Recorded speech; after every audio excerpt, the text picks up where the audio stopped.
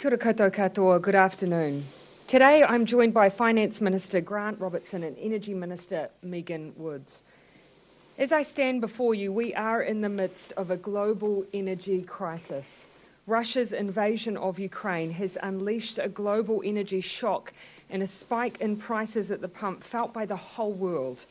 Last week, prices for all three fuel types rose by the highest amount on record.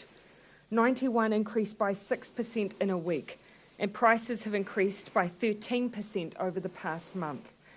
The impact of the war sits on top of the pain already caused by the pandemic, with global supply chain disruption and increases in consumer demand causing high levels of inflation in many countries, including right here in New Zealand. We are in a wicked, perfect storm, and it's a storm that's impacting people's lives.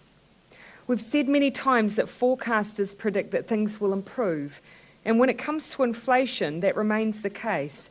Like our current Omicron outbreak, the current economic circumstances are expected to peak and subside over the coming year. But when it comes to the specific issue of the impact the war in Ukraine is having on fuel costs, we expect continued volatility.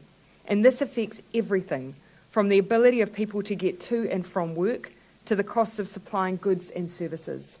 And so, just as it was our job to get New Zealand through the health crisis of COVID, it's our job to get them through this energy crisis too. There is no silver bullet, but we have a plan where every part will make a difference. Since day one of taking office, Labour has reduced cost pressures on New Zealand families. Policies like family tax credit, free school lunches, reducing doctors' fees for children, and school donations being removed have all been about ensuring families have more in their pocket to get ahead. But what we're experiencing now warrants a specific response. And so today I want to set out further steps in our plan to help support Kiwis through this wicked, perfect storm. First up, on April 1, a suite of measures will take effect that will see significant increases in the take-home incomes of the majority of Kiwi families. 346,000 families, almost 60% of all New Zealand families, will see their incomes lift by an average of $20 a week. Those on superannuation will see their incomes lift by $52 a fortnight for a single person and $80 for a couple. In addition, a full-time minimum wage worker will see their pay lift by $48 a week. As well, childcare assistant income thresholds will also be adjusted on the 1st of April. And then on May 1, the winter energy payment will kick in for over 1 million New Zealanders, with families receiving over $30 a week, a total of $700 extra over the winter months. In addition, over the course of the last week, the government has been developing additional policy aimed at offering immediate relief to help Kiwis through the current peak in petrol prices.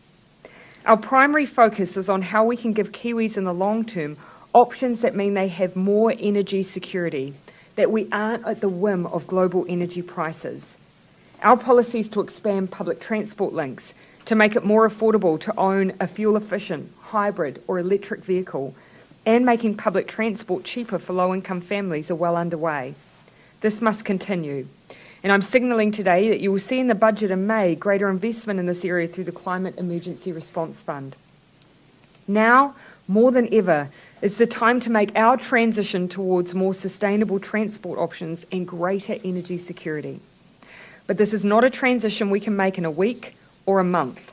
As we've seen with the most recent jump in prices at the pump over the weekend, the situation has quickly become acute and extra short-term measures are needed. On that basis, Cabinet has decided today to do what we can to alleviate the increases at the pump by reducing the fuel excise duty by 25 cents a litre and the road user charges by the same amount for a period of 3 months. This means a potential saving of between $11.50 and $17.25 per tank of fuel. Cabinet has made the decision that, in addition, all public transport fares will be half price for the next 3 months. We hope this ensures that where the option of shifting how we travel is available, this makes it more affordable to take that public transport option up. We cannot control the war, and we expect continued volatility in fuel prices. But we can take a range of steps to reduce the impact on New Zealand families, and we are. I'll now hand to Deputy Prime Minister Robertson to provide the details, followed by Minister Woods, who will talk about our engagement with the fuel companies on this issue to ensure that reduction is passed on to consumers. Minister Robertson. Thank you, Prime Minister. As the Prime Minister has said, Cabinet today decided to support New Zealanders through this global energy shock by reducing the fuel excise duty and road user charges by 25 cents and halving public transport fares for the next 3 months. I'll work through each of these decisions. Firstly, the reduction of the fuel excise duty. This will come into force via an order in Council from 11:59pm tonight. Minister Woods will speak shortly on her conversations with fuel companies in terms of that benefit being passed on to consumers. We have decided to make this change for an initial 3-month period with a review before the end of that. New Zealand, like many other countries, is reliant on the global oil price when it comes to the prices that New Zealanders pay at the pump. We have seen dramatic increases over the course of the last few months, and as the Prime Minister said, even more so in the last few weeks. The price of crude oil has increased by 38% since the beginning of the year, coming on the back of significant increases in the last 3 months of last year. We cannot influence the global oil price, and so therefore, if we want to relieve some pain at the pump, we need to look at the things that we can control. Reducing fuel excise is the quickest and most efficient way of using a tax system tool to make a contribution and address the impact on New Zealanders of this global energy shock. It means that we can take this action within hours rather than the months it typically takes to make changes to other aspects of the tax system, such as GST. As the Prime Minister said, the advice that we have received is that the decrease we're announcing today will save New Zealanders $17.25 every time they fill a 60-litre tank, or $11.50 every time they fill a 40-litre tank.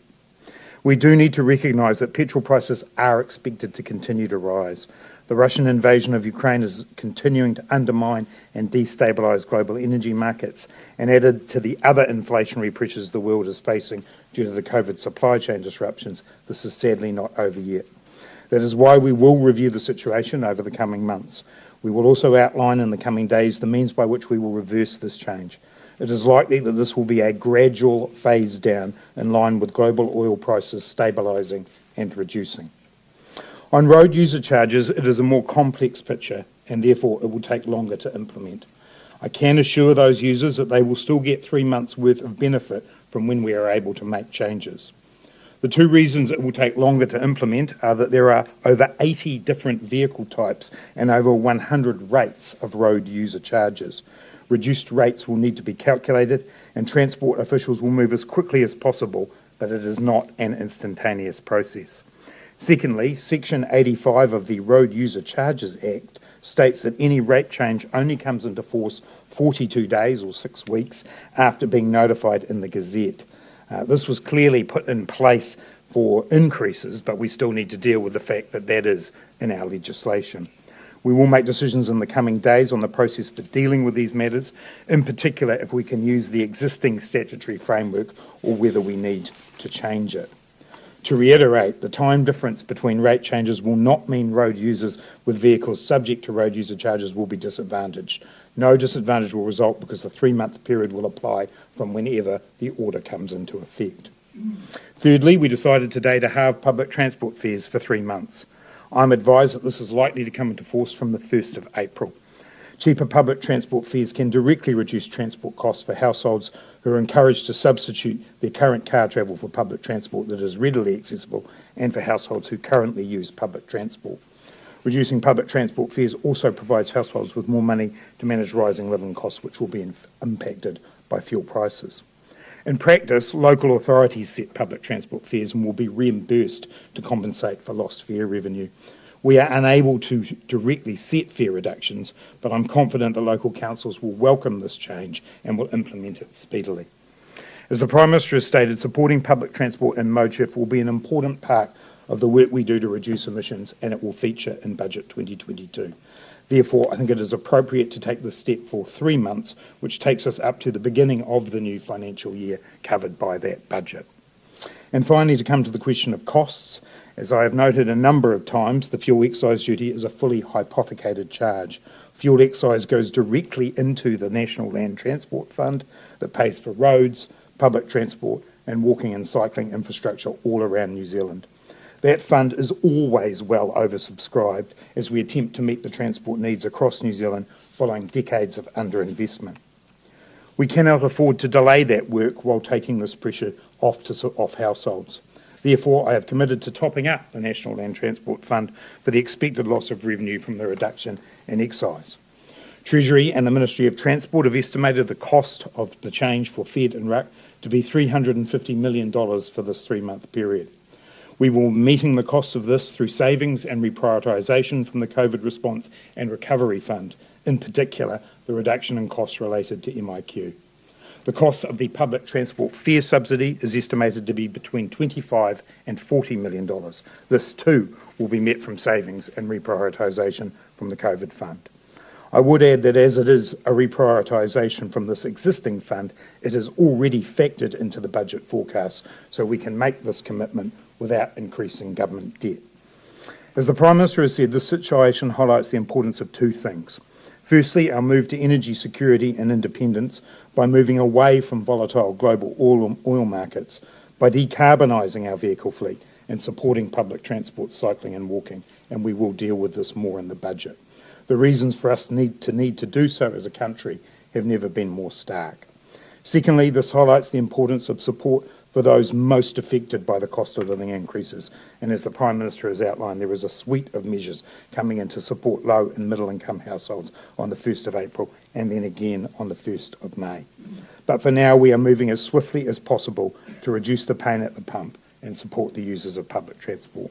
I'll now hand over to Minister Woods to discuss the conversations and expectations we've been having with the fuel industry.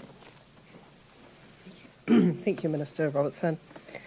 This afternoon I've been speaking with fuel company CEs who are welcoming this move to ease pressure on consumers at the pump. Most fuel companies are indicating that they're ready to reduce the price of petrol from midnight tonight. Of course, the government wants clear evidence that the 25 cent a litre reduction in fuel excise duty is passed on to consumers and not absorbed into fuel company profits. To this end, I'm writing to all of the companies this afternoon, outlining our expectation that the full amount of the excise duty relief is passed on to consumers at the pump. In addition, I'm seeking daily information disclosure from fuel companies on their rolling 7-day average fuel margins to monitor industry profits. I intend for this information to be publicly available. Our preference is that the fuel companies volunteer this information, and the conversations I've had with them is that they are willing to do this. Under the Fuel Industry Act that we passed in 2020, there are options to pursue more data disclosure and further measures to ensure that discounted excise duty is not being absorbed into company profits. Of course, this piece of legislation was a result, the fact that we have this framework was a result of the fuel market study that we carried out in our first term. Additionally, as a member of the International Energy Agency, I'm continuing to work with my Energy Minister counterparts to monitor the global oil shock and take international action where necessary and appropriate. Thank you, Prime Minister. Thank you. Oh, sorry, if I may just wrap up with some final comments and then the week ahead.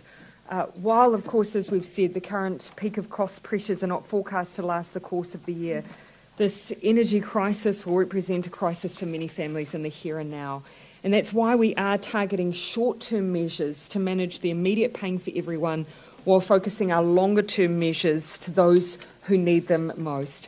Finally, the New Zealand economy overall is well positioned to recover. Our low unemployment, record export prices and lower debt than most means we can bounce back from this period. But how we are tracking overall does not always translate to how people will be feeling in the here and now. But I am confident that we will get through. On that note, I want to quickly speak to the week ahead. On Tuesday, we will mark the events of March 15, which party leaders will be acknowledging in the House. We will also share further decisions on our humanitarian contribution to Ukraine. On Wednesday, we'll announce further decisions on our border reopening. And on Thursday, we launch the final curriculum content for Aotearoa New Zealand histories in schools and kura. In addition, over the course of this week and next, Cabinet will be considering the changes we've been discussing on mandates, vaccine passes and the COVID protection framework. We'll look to make announcements on these decisions next week. We're happy now to take questions. Prime Minister, given the government has acknowledged that petrol prices will continue to rise, are you confident you've gone far enough today? We absolutely have to alleviate the pressure that families are feeling now. In this unprecedented move, the reduction of 25 cents a litre is us making sure that we are responding quickly to the pain at the pump and what we believe may potentially continue. It will run for 3 months. That's an acknowledgement that there's volatility now. We can't predict what it will look like over the next 12 weeks, but we'll continue to monitor that situation. While on the 1st of April, 60% of families will get an additional boost through the family tax credit changes. You've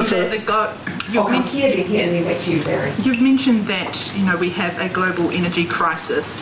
Are you willing to articulate that we have a New Zealand cost of living crisis? This represents a crisis for many families, absolutely. The war in Ukraine is causing huge pressure, increases at the pump that we have not seen before, and that is why we are responding very quickly with an immediate reduction in the price for every New Zealander, while at the same time bringing in longer-term measures to support families across the country. Specific to petrol, though, do we have a general cost of living crisis in New Zealand? As I've just said, the war in Ukraine is causing considerable pain at the pump, so we've acted to reduce those prices for everyone.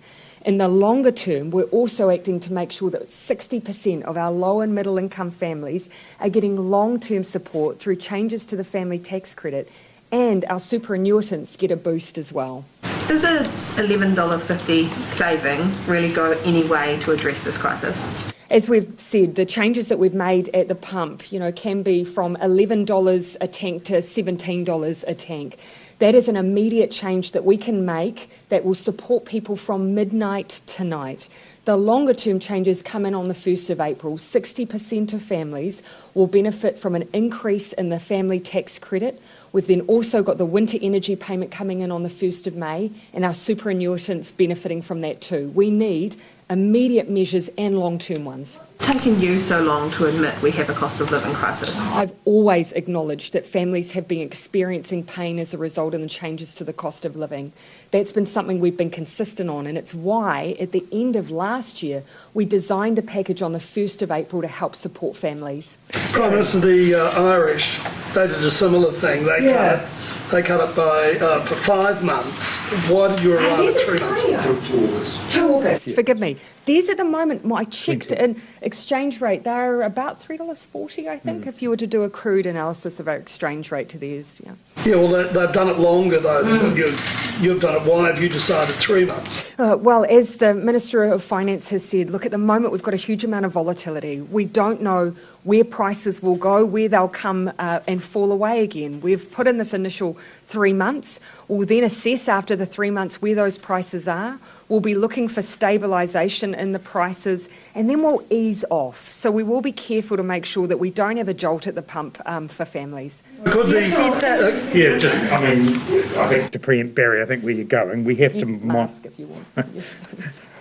We have to monitor the situation as it evolves, and there are a number of different scenarios over the next 3 months that could see the situation get worse, stabilise or get better. So we have to make sure we're nimble enough to deal with that.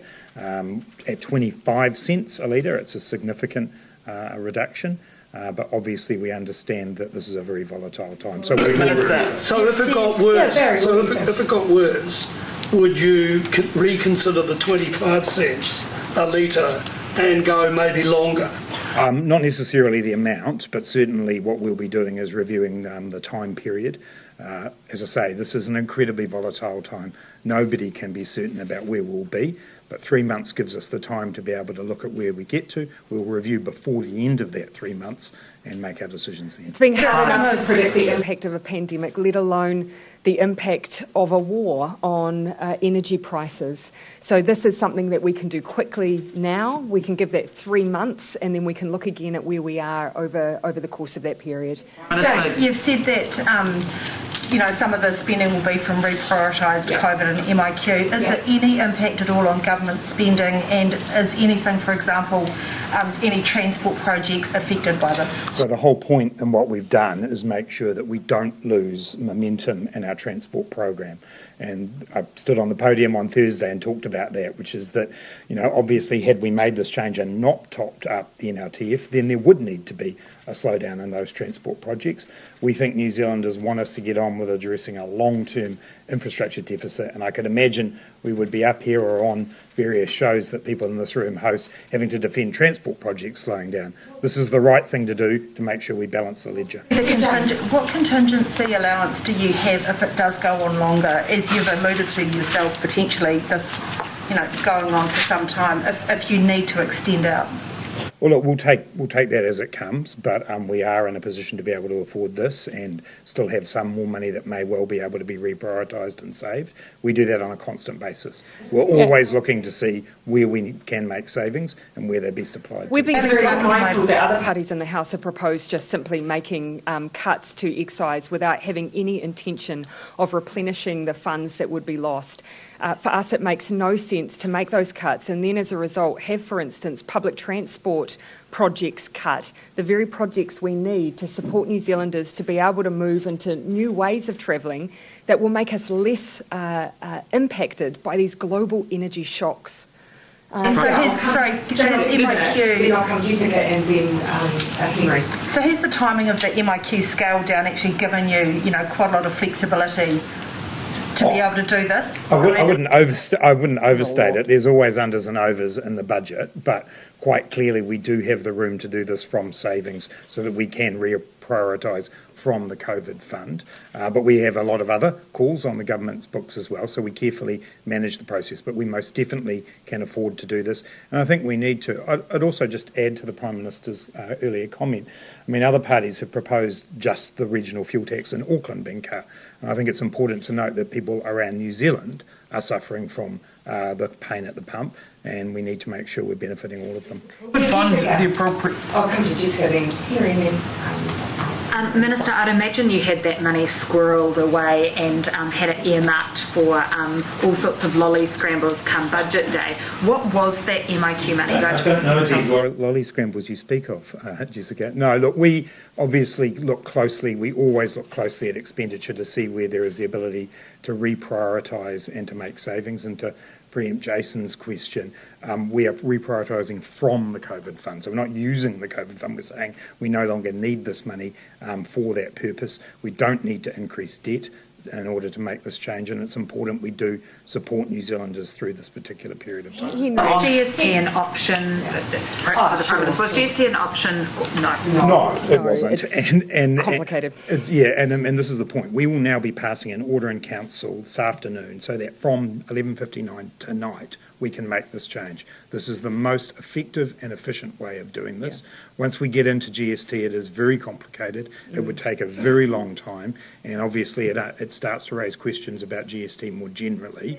Just sort of change would be needed. It would have to go through the House. It's a massive administrative job to play around with GST. Ultimately, what we were looking for as a government, we're aware that this is a war. There is not going to be a silver bullet to try and take away all of the impact it's having on New Zealanders. But this is something that we can do quickly, that will have an immediate effect, and so that's the choice that we've taken.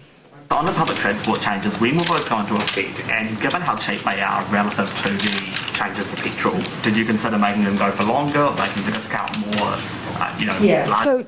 So look, we'll be working alongside councils to bring effect to those changes as quickly as we can. But regardless of when they come into force, they will run for the full 3 months as we've committed now.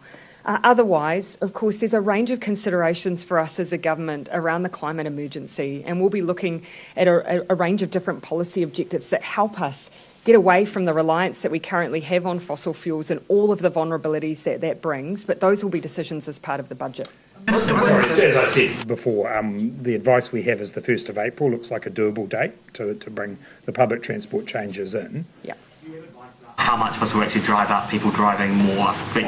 No, not enough to be able to give you a definitive figure or number on that. But certainly. But as I said in my introductory comments, the reason we've chosen 3 months here is because the new budget begins from the 1st of July, and as the Prime Minister's indicated, public transport will be a significant element in this. This tides us over through to that period. So the one thing to also keep in consideration, we've seen a reduction in public transport patronage since COVID-19. And so, we hope that this encourages individuals to either return to public transport or to consider it as a viable option. So Woods, you said it was your expectation that fuel companies would get on board with this. How can you have assurances that they're going to play ball and not just swallow this up for extra revenue? So I can have that confidence because I've sought assurances from the fuel companies. I'm writing to them this afternoon, and I'll be asking for them to confirm that back in writing. They all seemed very amenable to these changes. They can see on the forecourts of their petrol stations the impact this is having on Kiwis when they fill up their cars. So it is something that I've had long conversations with the fuel companies around. Into the CEOs and I've spoken to the CEOs yesterday and today. Yeah. So straight after Cabinet, the Minister made contact with each of those chief executives and sought their assurance that yes, indeed, they will pass on these reductions directly to consumers. You said if there's some sort of public register that keeps track of these things. Was that an attempt to keep them accountable and say, if you don't do this, the New Zealand public will know? So it's around that transparency. What I've asked is that we need to monitor that 7-day rolling average of what the profit margin, what the margin looks like, so that we can have some, New Zealanders can have some certainty that 25 cents is ending up in their pockets and not in the pockets of the fuel companies. I think it's in everybody's interest that we can have some transparency around that data. We may have to make some tweaks around the information disclosure regime that we have, but we can do that pretty quickly in order to do it. Yep. Just on the Thank you. Just on the border reopening, is there any certainty you can give the tourist operators who are have been hurting so hard for the 2 years? Is it likely Easter that they can be preparing to have people come back into their businesses? I can tell them that the dates will be moving forward and that we'll be making those announcements on Wednesday. So within 48 hours, we'll be able to give that clarity to those operators around what the future of the border reopening looks like. And is it likely that we would see what we've seen before, with Australia go first and the rest of the world to follow? Yeah, we have taken into account a range of options, and we've taken into account those peak times for our tourism operators. We've tried to be really pragmatic about the decisions. But look, we'll be making those announcements in less now than 48 hours, moving as quickly as we can to give that certainty to the tourism industry. And it's March 15 tomorrow. And just, apart from the gun laws, how is New Zealand a safe place to live since March 15 3 years ago? I think the first thing I'd say is that we all have a role to play. And so for government, it has been about progressing with our gun legislation. And that means not just the banning of weapons, which we moved very quickly on, but our wider regime as well. At the same time, there have been recommendations around greater transparency of our national security system, around reforming the way our national security system operates, a greater focus on domestic security. All of those things we are progressing as a government. But on behalf of the community, we all owe the Muslim community in New Zealand our commitment to standing up to Islamophobia every single day. It's about all of us. And I mean, just the other week, a young girl had her hijab ripped off, yes. So there is clearly quite a bit more work to be done. There is, by everyone. Yep. Can I just clarify, will there be a sort of an opening day for tourists, or will it be a staged approach? Can you just clarify that? We will provide dates. I'm not going to give specifics around how many dates there will be, but there will be specific dates provided on Wednesday. So my question was also about March 15. Obviously, as an Australian, it gives great pause for reflection. I can't imagine about the affected communities in Christchurch. So, I mean, how will you reflect 3 years after? How should other Kiwis more broadly reflect? 3 years on, I think it's very. It still feels very raw for many, and I have no doubt.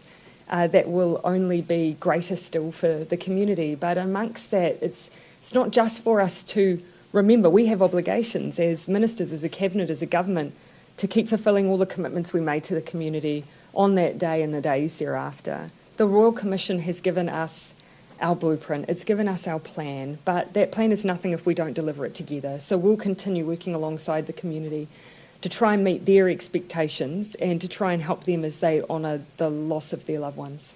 Just while I have the floor, because I just want to crack at it, about changing lanes, the poll last week was the first where this government's been behind in the last couple of years. I'm not sure you're on record. Are you committed to fighting the next election?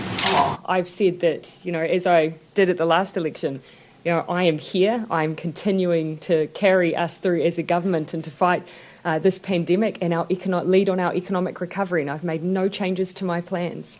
That's yes. Yes. One difficult poll is not enough for a politician who's been around for a very long time. But also, I've been around long enough to also know that this is a very, very tough time. We are facing a pandemic, a war, a huge impact on, the cost of living for people. It is tough, and I think that is being reflected in the polls. But my job is not just to get us through the pandemic, it's to get us through the economic crisis that's following. Prime Minister, on the cost of living crisis, are you considering increasing the extra payments into benefits and working for families beyond what was decided last year, given that costs of living for rent and food have also increased since then? Yeah, keeping in mind that when we made those decisions, that was late last year. That was in anticipation that we would have this experience. It was being forecast that we would be having this experience in this part of the year. So that's why we added an extra $270 million from memory to those family tax credit changes and made some threshold adjustments so that we could really enhance what families were receiving. So we did that knowing what we would be coming into. And at the same time, the same I would say for the benefit increases, and you can see the super increases as well. Decisions were taken before the war, before wheat and oil prices rose 30%. You couldn't have expected the war, so surely... No, we did not expect the war, but in response to the war in Ukraine, we've made an immediate move today, valued at roughly, again, more than $300 million to ease the pressure at the pump for everyone, including those who might be sole traders or those involved in freight movement, so we can try and reduce the potential knock-on effect to other parts of the supply chain. Ms. Robertson, you might want to also... Oh, yeah, no, look, I was just going to make the point that a number of the 1st of April changes, of course, take into account the increased cost of living that people are facing. That's the whole point of a number of them. And so in addition to the winter energy payment that the Prime Minister mentions for superannuitants, they get the increase that they get on the 1st of April as well. The same applies to others who are in receipt of income support. We also, in addition to that, have student allowances going up by $25 per week as well. So there is across the board. And I understand the point that you're making, but actually the system is designed in part to take account for where inflation gets to. It's called a cost of living change. Booster rates are only at about 73%. Booster rates are at about 73% compared to about, I think, 89% in a comparable period. They're quite low. Would you like to see them increased? And is there a strategy to get more people boosted to maybe kickstart that a bit? Change tack from... No, that's fine. We can move between wars and pandemics. So the booster rate, you're right, at the moment we're at 73% of the eligible population. Look, on my read, relative to other countries, that is sitting at a relatively high rate to what we've seen elsewhere. But you're right. We do need to continue to send the message to New Zealanders that a booster is not an optional extra. It is what is giving you the full protection against Omicron. My concern, and I know the concern of some of our experts, is that people are treating it as something that is potentially not necessary if they choose to run with 2 shots. That is incorrect. It is 3 for Omicron, and so we need to keep sending that message. We need to keep reminding people that for most people, yes, who are vaccinated, it will be mild to moderate, but not everyone. So again, the urgency of boosters remains. Look at some mandate changes, like building on the existing mandates to get those booster rates up if you felt that they were lagging. What we're having to balance, and these are some of the conversations we'll keep having, what we're having to balance, of course, is the knowledge that we have now an unvaccinated population who many will have been exposed and have had COVID. So that diminishes the benefit of vaccine passes going forward. So these are all things that we need to consider, because actually New Zealand's success to date, and we have been successful with a very low death rate, has been because of high rates of vaccination. So we need to keep using as many levers as possible to sustain that. Given the importance of Omicron for hospitalisations and deaths, is there any threshold, or is there a point at which you say we need to put a rocket under this and get boosters up, or are you relatively happy with the way it's tracking? I'm pleased to see that we have high rates of boosted population in our older New Zealanders. That makes a big difference. But we do want them to be higher still. That is something that we will continue talking with the Ministry of Health on, how we can continue to enhance those rates. And what we'll be looking for is, yes, what's happening in our hospitalisations and whether or not those booster rates are having a material impact, because you would expect that they would. Yeah, thank you. A couple of things on fuel. What happens if the petrol price remains this high for months, like longer than 3 months, 6 months, 9 months, a year? How long would you be willing to provide support? As I said earlier on in my answers, we will review the situation to see where we get to. It is very hard to say whether or not things will get worse, stay the same, or get better. There are so many imponderables in that to do with the war itself and what happens there, but also its impact within global oil supply, the increasing availability of oil supply from elsewhere outside of the area covered by the war. And so we have to work our way through all of those things. Clearly, we continually try to make sure we get a good balance. We've got a budget ahead that's got some really important initiatives in it around our reform of the health system. We have to have the money we need to invest for that, but we will keep this under watch. We do understand the impact that this is having on families, and that's why we've acted. Yep. Willing to keep this in place possibly for, say, a year if it's necessary, because if the oil price goes up even more, it'll be hard politically for you to go remove the support that you've provided, even if you do it gradually. Well, we've announced today that it is in place for 3 months and that we will review it before the end of 3 months, and I'm not going to try and predict the future, but I think it's also important to say how we will phase it back down again, and we'll put more detail out about that in the near future. But I think people need to know that it'll be gradual and it'll occur when prices stabilise or reduce.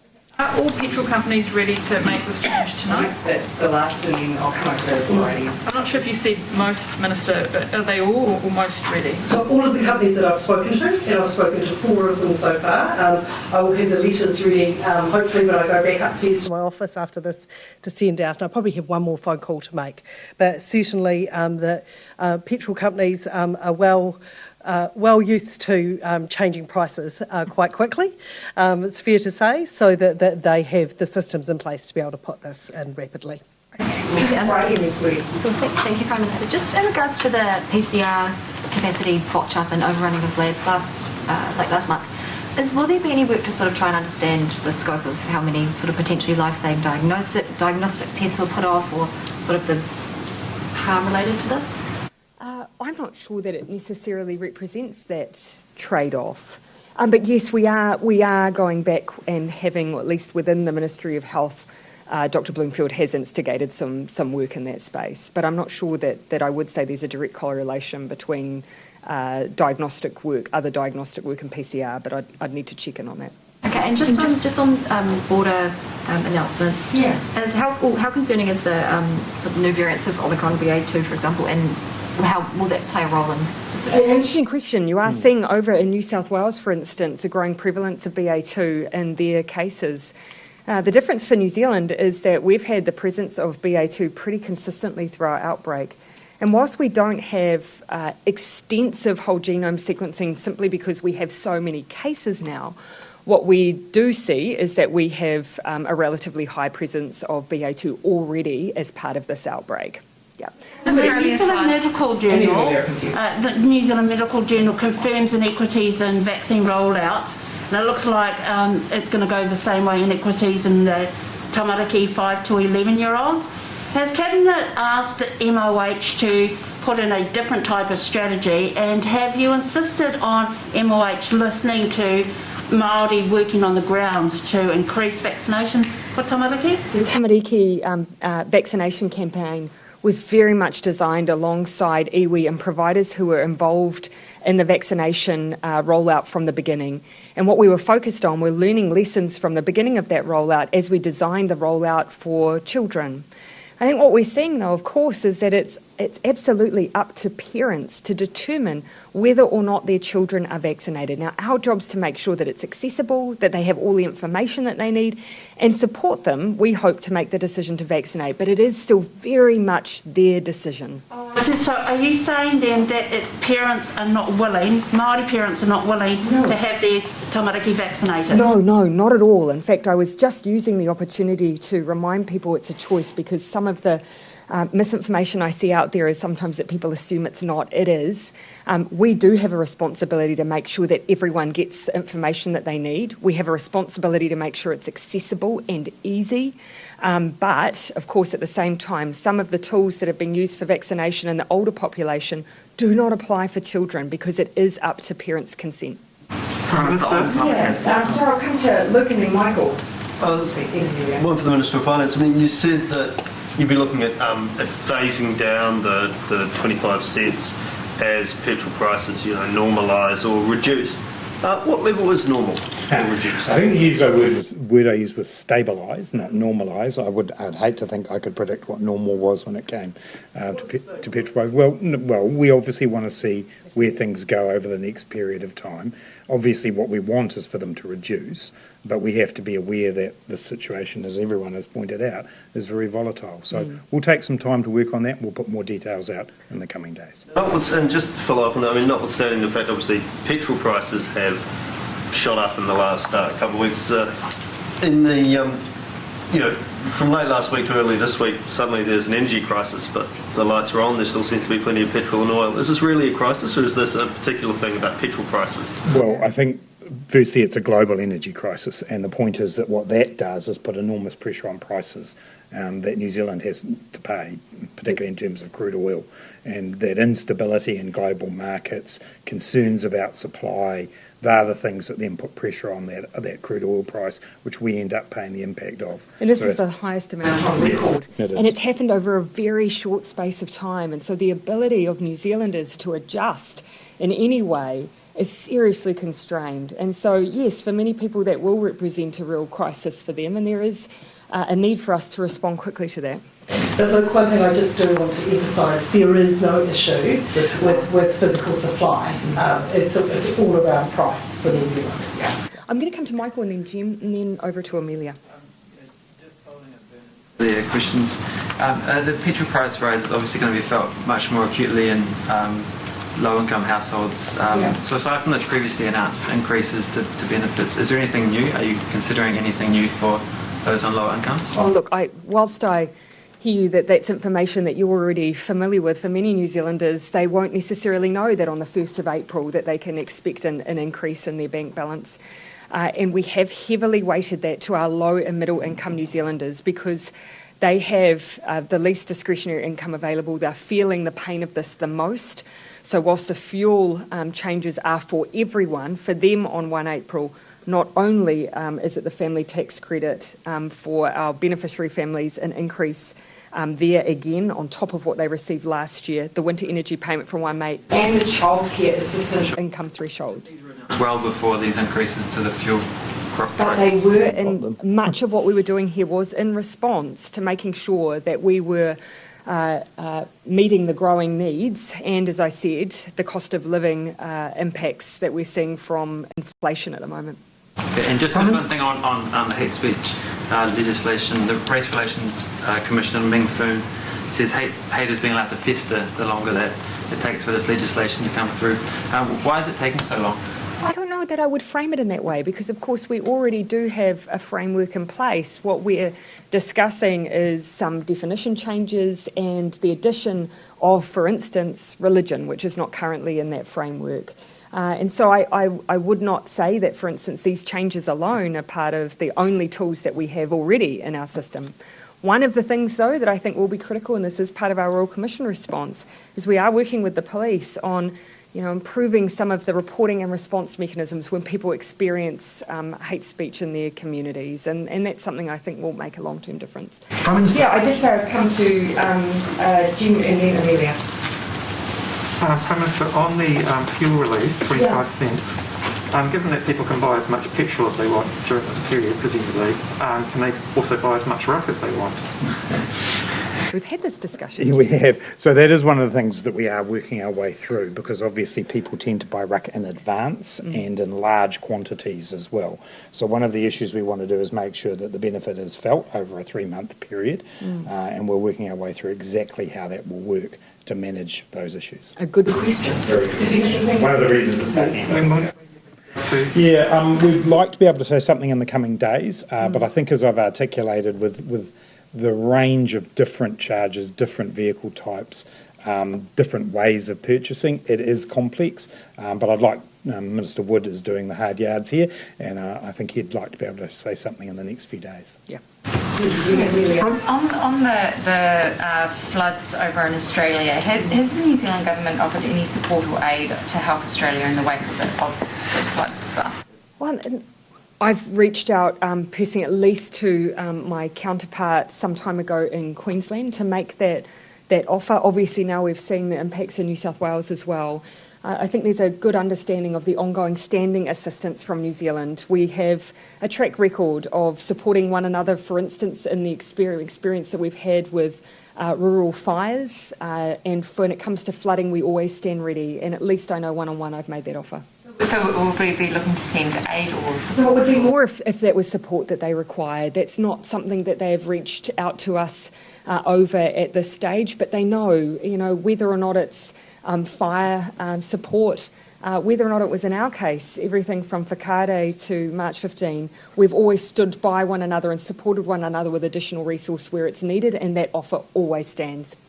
Prime Minister, just on the issue of just on the issue of a just transition. Yeah. I know this isn't the same issue directly, but could the government use the emissions trading scheme receipts to give extra money or a higher proportion of spending costs to those on lower incomes, for example, through a dividend, a carbon dividend?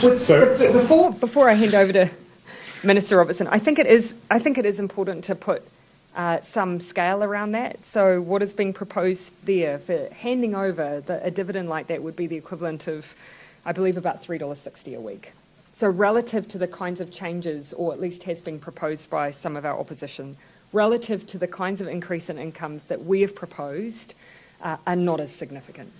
And as you know, we made the decision to hypothecate or recycle all of that ETS revenue into our Climate Emergency Response Fund, and we'll be making announcements obviously about that at the budget, so I'm not going to preempt any of those today, but the focus there is on emissions reduction, but clearly we do need to support people through any changes, and things like what we've done around 1 April are representative of that. Yeah.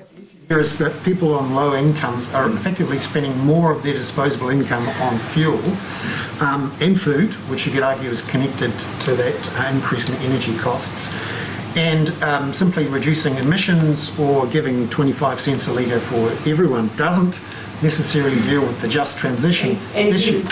No one's arguing that the cost of living impacts are disproportionate on low-income New Zealanders. We have decided that we will be addressing that in multiple ways. First, a decrease in the price at the pump, but secondly, those 1st of April changes are significant for those families. Then add on top of that the winter energy payment relief as well that is targeted to low-income families. So it's all about how you do it, not whether you do it. So given your comment on the Bledisloe at the cricket yesterday and the result? I don't know what you're talking about. No, I think we've run out of time. It was a great win by the Australians, and they're going to be very hard to beat. But the White Ferns are playing well, and I think next couple of games they'll do well, and we might see you again in a semi-final. I'm very proud of our team, and I'm proud of what they're doing for women's sport. Yeah, thank you.